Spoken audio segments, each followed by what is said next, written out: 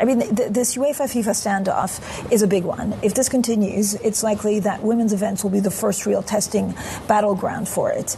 I mean, how do you feel about that? Does it prove the importance of the women's game, or does it just bring unwanted pressure? Well, yeah, I think the women's game is an integral part of global football now, you know, whether that's the World Cup or the European Championships. So that includes UEFA.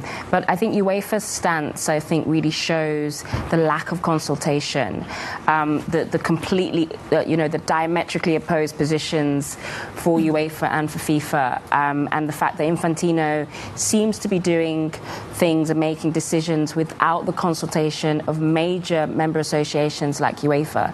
And frankly, I think once UEFA's not on board, the value of the World Cup diminishes anyway. Out of the last 4 teams at the World Cup, 3 were European. So I think UEFA's protest means that these proposals cannot go forward, unfortunately. I mean, did you have concerns from the start? What kind of impact does this have on competitions if the Infantino plan, if we're to call it that, goes through? Well, look, I think the privatization and commercialization of football has been happening for a long time. And the proposal in of itself to sell the World Cup to private investors, I think is a continuation of what we've already seen. I think where there's a big problem is the affiliation with politics and the fact that it's, Trump's associates that might benefit, who might be the private investors. That's where I think the integrity of football becomes questioned. There are rules around fit and proper persons test. There's rules around who can own in football, and I think that's where you really question the integrity of the sport. Fans are becoming much more isolated from any of the decisions that FIFA are making. I think from a PR perspective, FIFA should really start thinking about the fans. If they came out and said, right, we're going to generate $4 billion from this commercial proposal, and we can subsidize tickets for the next World Cup, it gets received in a much different way because you're centering the fans. I think what we're having is a conversation about a billionaire class taking over football, and the stakeholder fans and some of the member associations get completely isolated. I mean, if you look at the commercialization, do you worry about, is it ticket prices we should worry about the how often these competitions, like there's a whole ecosystem that we have now that could potentially change? Well, if you look at the last World Cup, fans were outpriced. I was there in the US, and a lot of people could not afford to even go to the games.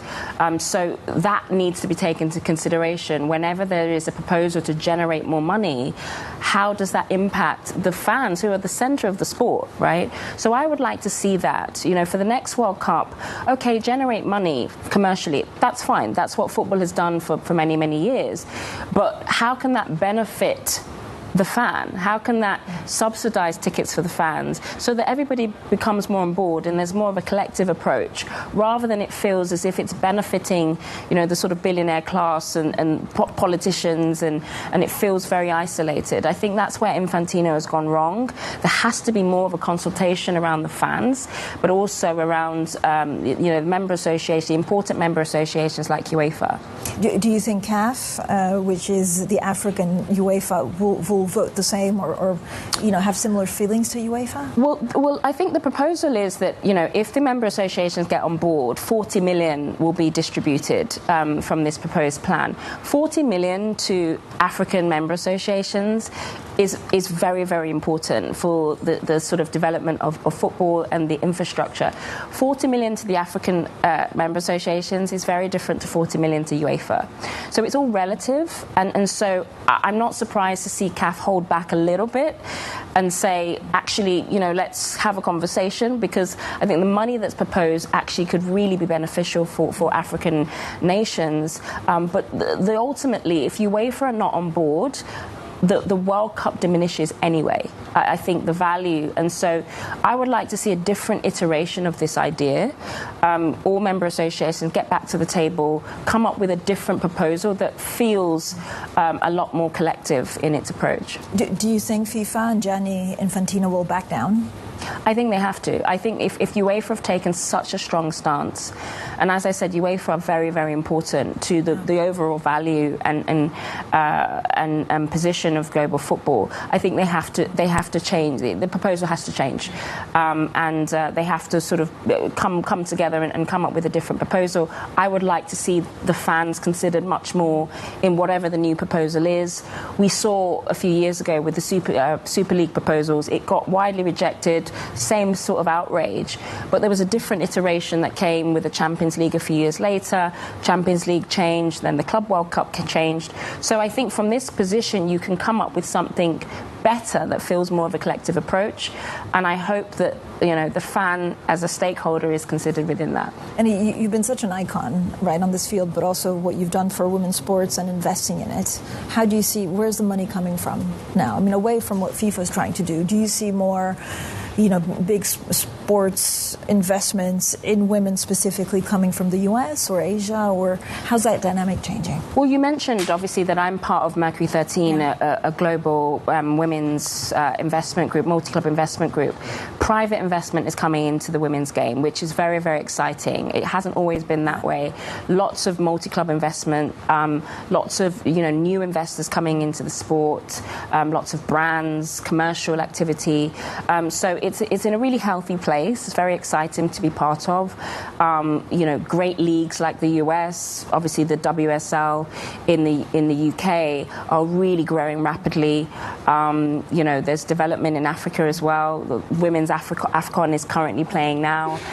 So there's lots of growth on the women's side that is now part of the wider football ecosystem globally as well. I mean, I know there's concerns about the players just playing too many games and risking injury. If you look at the ecosystem, what's your main concern about how we're playing football right now? Yeah, that always has to be a consideration. The player welfare, the amount of load on players with the new competitions coming in, that has to always be balanced with the desire to generate more revenue and build more competition. Women's World Cup is next year, which is going to be very exciting in Brazil. But the players always have to, we always have to keep an eye on the fact that the players play so many games now, particularly players at the highest level who are playing in the Champions League as well. I mean, a couple of years ago, everyone was talking about the Super League, and there was a real uproar from fans. Do you think something like that could ever come back in a different iteration?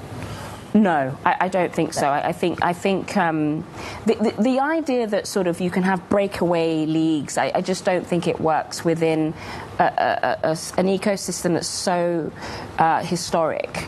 Football is such tradition, and so I think whenever there's new ideas, there has to be a collective approach. You cannot have one president doing something over here and someone doing something over here. It has to be more of collective consultation. I think that's where Infantino has gone wrong on this occasion, lack of consultation.